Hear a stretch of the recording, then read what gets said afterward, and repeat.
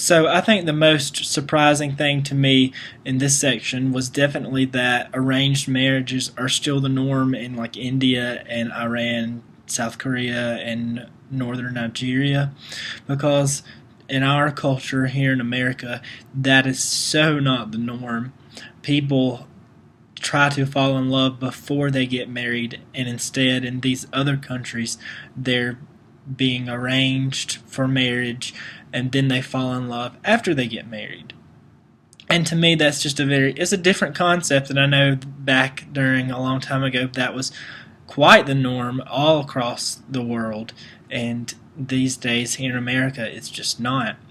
But do the descriptions of characteristics of romantic love in the United States seem accurate to you?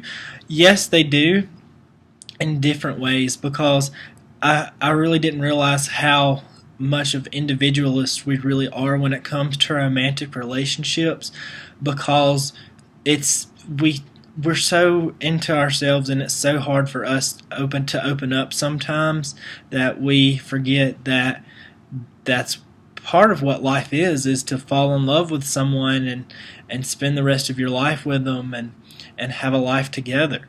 And it takes a lot of yourself to put that into a relationship, and I think a lot of Americans are scared to do that and to make that first step towards commitment and to bridge that gap between one another. And another thing that about the American romantic relationship culture is that we really do try to open up to each other, but it's so hard for us to do that. Can you identify recent movies that depict these U.S. characteristics of romantic love?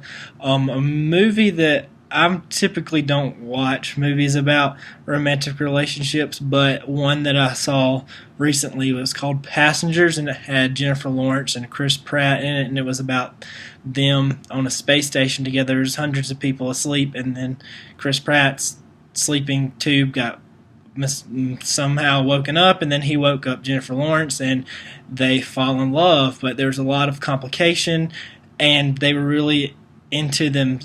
Jennifer Lawrence especially was into herself a lot because Chris Pratt woke her up to have another human to have contact with, and she found out that he woke her up and she didn't appreciate that, and they were separated for a while, and they were the only people awake on the space station, but they eventually grew together and fell in love with each other, which is part of the reason why Americans are individualists, is that we're into ourselves a lot.